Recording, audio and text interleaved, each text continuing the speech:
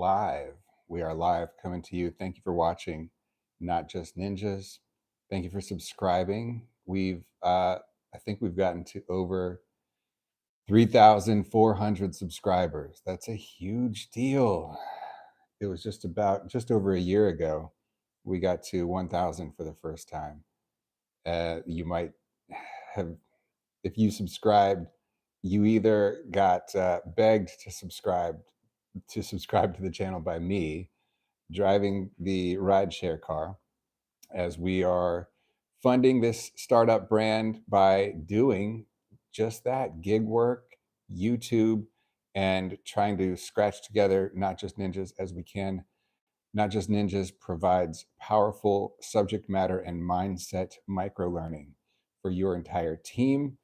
You can, by providing frequent incentivized training, watch your entire organization exceed your vision for what you thought was possible.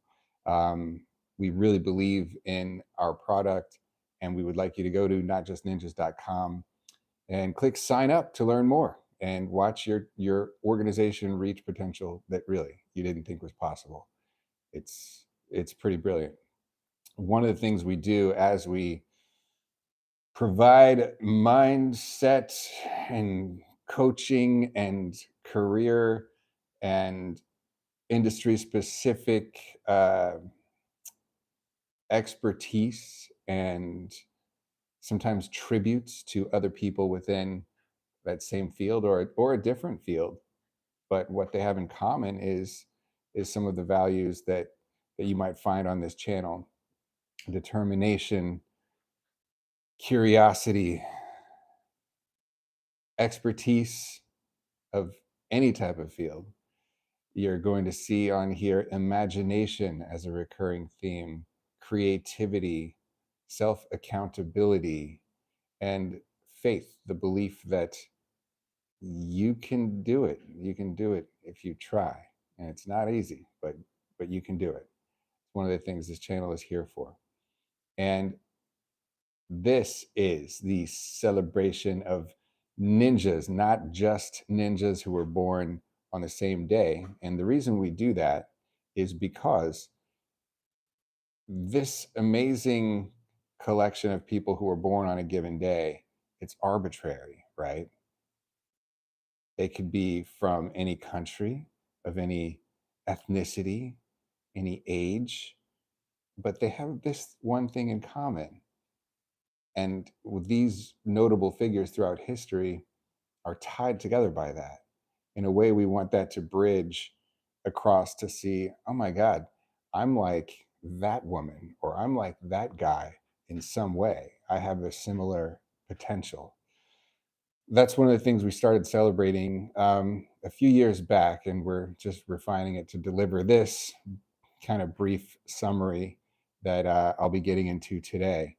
And sometimes it's not even just about if you were born on the same day as these people, but it could be about if you're born in the same month, the same zodiac sign, if you dig astrology, something like that. Every now and then, hey, if it helps, then you might as well believe in it.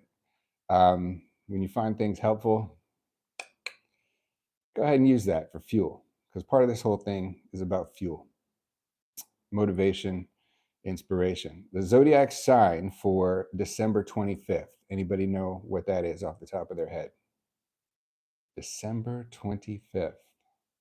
Birthday is December 25th. That is a Capricorn. Capricorn energy. If you said, almost, I think Sagittarius was just the one previously. So thank you for commenting that. Capricorn energy is about builders, people with a long vision, oftentimes a quiet endurance. How about craft over flash? Well, one of these people from today has had a little bit of flash as well, and we'll get into that. Actually, quite a bit, but in such a soulful, awesome way that it's relatable and they belong on this list. Capricorns are known for their responsibility, discipline, patience, and the ability to create things that outlast the trends and headlines. And that's the type of people you're going to find on like a Not Just Ninjas list. Sometimes it's somebody has a one hit wonder, like a banger, that just is so timeless that like humanity is always going to take that forward. Those things take a long time to kind of surface as to something that has that much soul and value to it that it's going to make it onto a list like this. But there are, so I think that that can happen. You have some song from the 1940s or 50s that it's like, I think that even in 500 years, people will still know this song.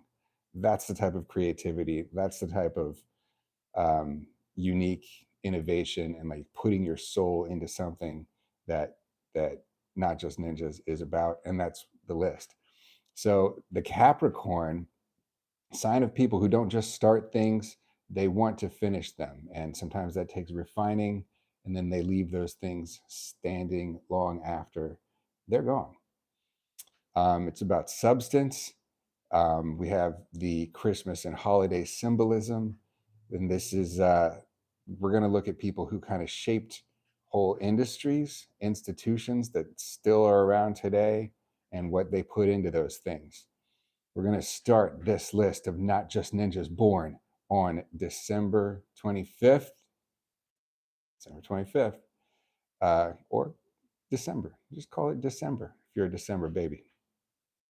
Clara Barton. We go to 1821. Clara Barton, born in North Oxford, Massachusetts. You know what she did? She was like a nurse, um, battlefield nurse during the Civil War. That must have been something, right? The freaking Civil War, being a nurse and seeing this insanity in front of you and trying to wrap up legs and take out musket balls. And my God, talk about misery. We have it pretty good today. That must have been a pretty crazy time. She was a nurse during the Civil War. She ended up founding the American Red Cross. There was something similar to it, an organization elsewhere in the world, but she put it together and got it in motion so that there would be an American Red Cross. And it seems like that's something that we can all be happy that when there's some kind of disaster, you're going to see those tangible things that show up and are passing out, water, that are administering help.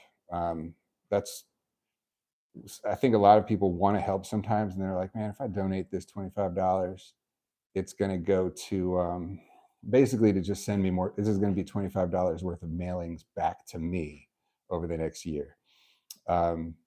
Instead of this place, I can literally see that they're funding people to go to that hurricane, that wildfire, that tornado, and they're there.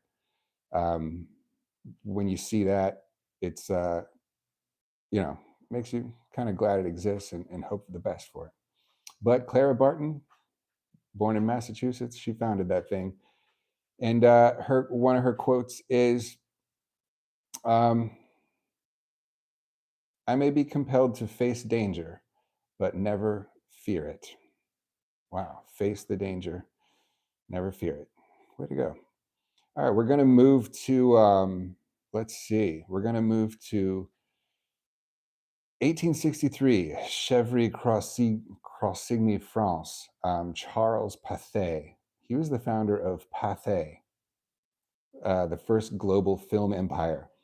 And he standardized this distribution of newsreels and cinema. It doesn't say like he made the first theater, but he made an industry that made it possible to reproduce film. He said his quote was, "I sold dreams by the meter." And he's talking about we I guess they did it in meters. We call it feet of film. It's the footage. Hey, I got footage on that. It's still it's passed down from, even though it's like digital footage. Um, I guess we could say bitage or something these days. But I sold dreams by the meter, and I really like this one. He said, to succeed, one must organize imagination. But he said it probably with a French accent. To succeed, one must organize imagination. Um, So big time mogul of the cinema, something that you'll find all over, not just Ninja's channel, little references to films, movies, and icons of that whole space. We're going to move ahead to this one's pretty cool. Marie Croft, 1874, Copenhagen, Denmark. She was a physician and scientist who studied she studied metabolism, she studied blood sugar, she studied uh, the behavior of the lungs and respiratory systems. She ended up saving, it says, countless lives, and she was one of the co-founders eventually of Novo Nordisk, who still to this day is now like one of those um, healthcare behemoths. But it started with somebody, Marie Croft from Denmark, who was a physician, and she and her husband worked a lot together on things when they wanted to find something out about how the lungs worked or how blood sugar was affecting different parts of the system, and insulin. She pioneered some advances in insulin, and that eventually led to Novo Nordisk, and they still do a ton of things. It's an enduring company, and they got a lot going on. But she is one of those people that put her life and her attention, her focus, and her drive into what she did. Not just a doctor with a practice. She was a ninja. And does she have any quotes that it lists here? No, it doesn't have any direct quotes, but it says her work spoke through the lives that she extended and the lives that she saved. What about this? Have you ever heard of Chevrolet? 1878, ninja born this day, Louis Chevrolet. That's right, one of the co-founders of Chevrolet, born in Switzerland. So is that a Swiss car? Is that a European car company? He was a race car driver and engineer who just freaking loved motors, loved speed, loved racing, and did so many different. He got involved with so many different pioneers of, let's see, from the making racing parts from the Ford Model T to racing cars in races for the American General Motors Company. To It just seemed like he was always involved in something until he wound up being a founder of Chevrolet and then eventually leaving that company to do more stuff and more racing. But he said, I raced to win, not to be careful. And he said, I loved engines more than business. And that's great. That's one of the cool things is maybe there's somebody who loves this one thing. There's somebody who loves the business. There's somebody who is the Steve Wozniak. There's somebody who is the Steve Jobs. And those, when you're making things happen, hopefully these are some of the paths that will intertwine. After Louis Chevrolet from 1878 birth year, we go to 1887. Conrad Hilton, born in San Antonio, Texas. Although, you might want to fact check that. I could have sworn he was born in New Mexico. Could be. Founder of Hilton Hotels. That's right. He bought his first hotel. It says almost by a freaking accident. He thought he was buying a bank, but instead he turned it into not just a hotel, but one of the most recognizable brands and hotel brands for sure in the world. The hotel, I think they still do a really nice job. And I read this book called, I can't remember what it was called, but it was written by Conrad Hilton. I was briefly working for the Hilton Company in Los Angeles, and somebody gave me this book. Hey, you got to read this book. And that's pretty cool. If you make a company and then you write a book and it explains like kind of the approach, why you did it, it's pretty cool that people are still actually excited. Like, this is one of the examples we want to follow, and why we're doing all of this, and what values to remember: hospitality, respect, detail. Those are pretty cool. His quote is that success seems to be connected with action. Yeah, I like that. Success is connected with action.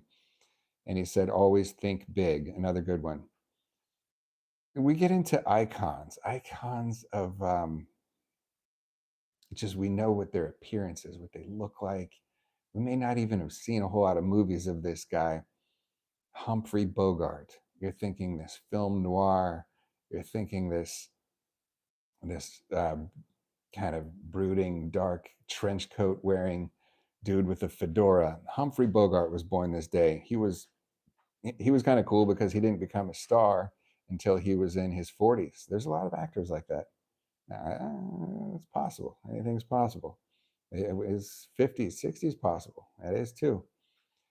He said he was typecast as a villain, but his quote was, um, "Man, this guy, he really a big part of the face of cinema. You go to like Hollywood, any of those like museums, any reference to just like the silver screen and the different ages of cinema, you're going to see a Humphrey Bogart reference in there."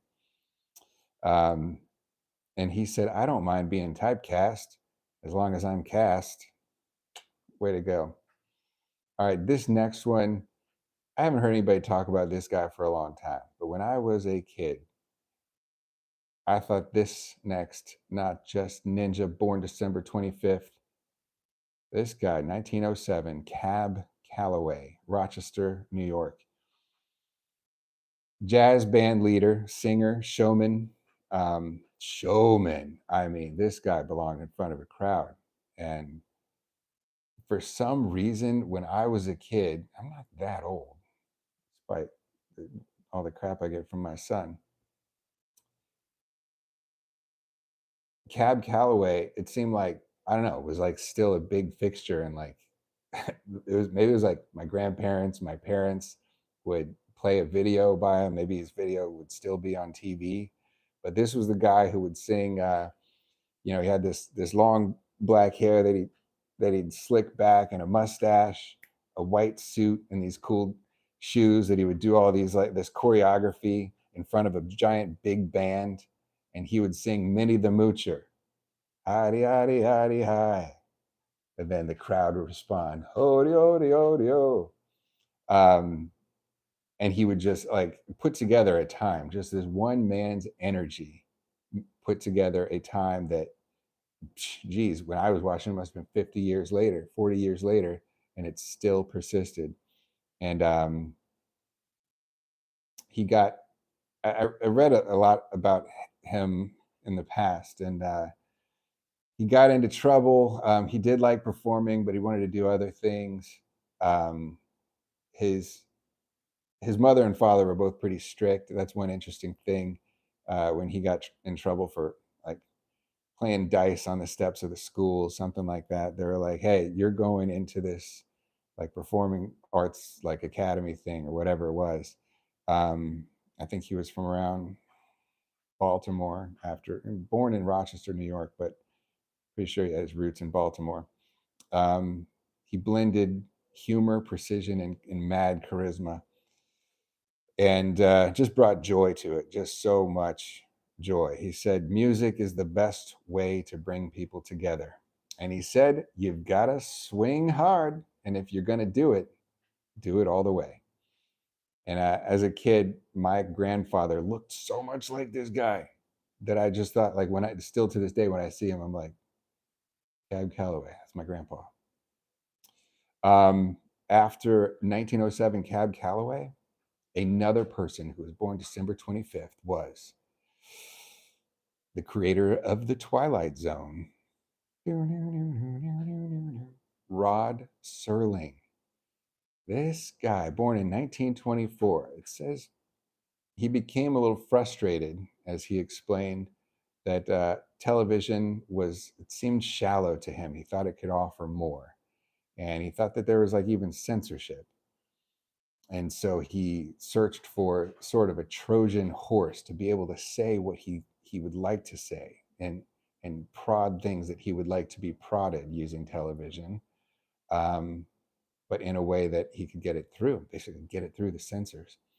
So it says he used science fiction kind of as a Trojan horse, to explore these kind of chilling themes that would make you stop and think, and you really remember them. Um, and he created the Twilight Zone, and that show was so cool because it was like a variety show that it was, I guess there's something called maybe Black Mirror that's doing something similar now. There's always something kind of similar to this, but this one was maybe the first in television to have, you'd have, an actor only on one episode of it. And that episode might have uh, three vignettes of fully um, fully fleshed out stories that had a beginning, middle, and an end. Bam, and that's it. And then that actor might not be on Twilight Zone again. But Twilight Zone, you can probably go back and watch those at any time, and there'll be some either nostalgic, compelling, or both about them. And he said that the tool of science fiction is not prediction; it is parable, because parable seems to be a good quote that you can take forward and help to not only assess the past but predict the future with the parable. We get into some freaking crazy musicians now for the rest of this. This is, did we already hit on Cab Calloway? Chris Kenner. This was one of the guys I was telling you about. Had a few hits. One of them is "The Land of 1,000 Dances." Na na na na na na na na na na na na na na na na na. Every probably wedding reception is going to play "Land of 1,000 Dances." This was, I think, big on the Blues Brothers movie.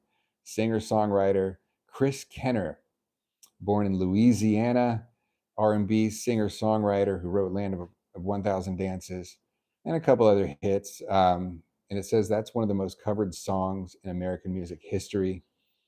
Unfortunately, he didn't make a whole lot of money from that song. Um, but you know what? We appreciate the joy, the soul, and the passion that he put into that. And he was somebody who's gonna. It just seemed like, dude, you can't hide this dude's creativity, this light, and just one of his quotes was, "Everybody needs somebody to love."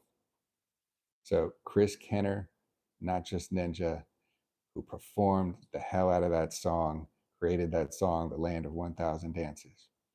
Then we go to one of the Isley brothers, also born December 25th, O'Kelly Isley Jr., 1937, Cincinnati, Ohio, founding member of the Isley Brothers. It's said that he helped shape that sound. It had soul, funk, rock, R&B, and amazing. I mean, just go listen to "Love the One You're With." The other Isley brothers maybe were more visible and in the limelight, but he anchored that group together, and their music became just a statement that would just rock out and blend something that I don't think that you can find exact blend like that without the Isley brothers. And now we're going to stay in music. From one of the Isley brothers, we're going to go to 1946, Pascagoula, Mississippi. Jimmy Buffett, singer songwriter. He had a laid back lifestyle, turned that whole style thing into an empire with Margaritaville restaurants, books, a whole community called Parrot Heads. I think if you get your like little icon thing on license plates at DMVs around the world, that's pretty cool. And Jimmy Buffett did that. His songs will be listened to for a long time, and there's an irony that is kind of cool here, is that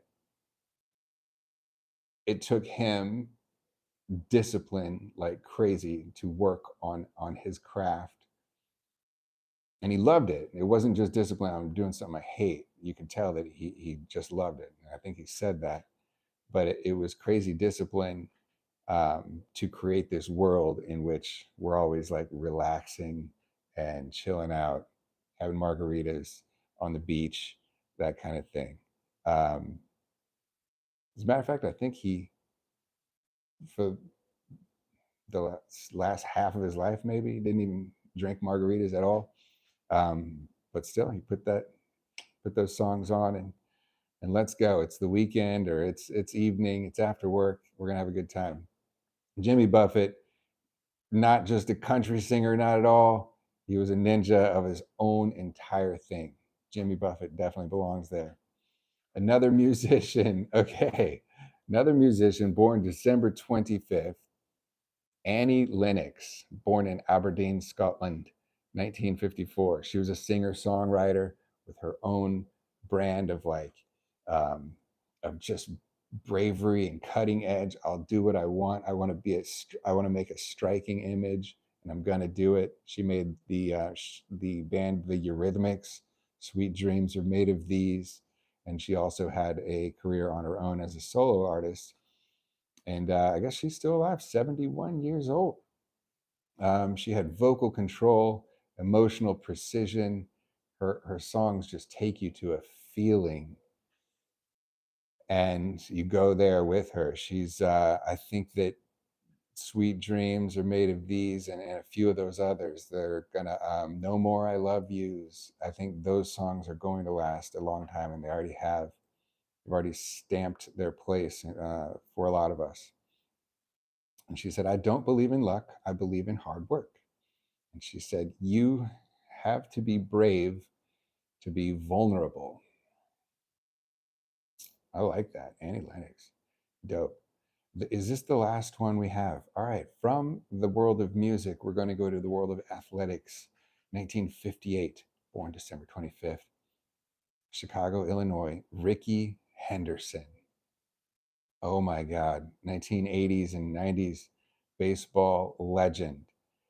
He is probably regarded as the greatest leadoff hitter in baseball history. He, I want to say, he holds records for stolen bases in one season, stolen bases all time leadoff home runs, and he was selected into the Hall of Fame on his first try as soon as he became eligible. But when I was a kid, Ricky Henderson was one of those gods of baseball. Now, he wasn't like a power home run hitter, but it does say that he had like some like 80 leadoff home runs. He was known for stealing bases. This guy was going, oh, he also led in unintentional walks, like over 2,000 unintentional walks because of his style would crouch. He was pretty, he was pretty short, like super stocky, and he would crouch the plate so that the strike zone became very small. And for that reason, he would end up getting walked a lot. He used to piss people off because once he got on base, he was like, he was going to steal a base, steal a base on you. The focus that that guy had was definitely ninja-like. I mean, you pull up any Ricky Henderson quotes, any Ricky Henderson highlights, you're going to see a guy who was going to steal a base and who just belongs there with baseball gods. And it was like, that would be a good baseball card to have, the Ricky Henderson. Just him looking, waiting to steal, like his feet just ready to go, eyes completely locked on the pitcher's heel to see if that heel comes up, I'm out. And he even said that you don't steal bases with speed. You steal, I mean, he was fast as hell, but he said you don't steal bases with speed, you steal bases with timing. And that's what he was locked in on. And that was one of his quotes. Uh, but another quote he said was, well, this one's awesome. Ricky Henderson he built this self confidence that is admirable. When somebody says, "I am the greatest of all time," it's like that's pretty confident, yeah. But for some reason, you dig it with Ricky Henderson, and that comes from this belief. And the other quote, he said, "If you don't believe in yourself, nobody else will. So believe in yourself." And see yourself doing that work. Believe in your focus, believe in your drive, believe in the possibility. Do it. Thank you for watching this December 20th. You know who was not born December 25th? Jesus, turns out. But we honor Jesus on December 25th for all the things he said. Talk about some quotes now. Um, Born, they say, sometime in the summer, but the tribute to that, and somewhere between the year 300 and 400, was moved to like December 25th to coincide with something else. Um, but Merry Christmas to you and happy birthday if it is your birthday. Thanks for watching. See you on the next one. Please subscribe if you haven't done so already. We appreciate you.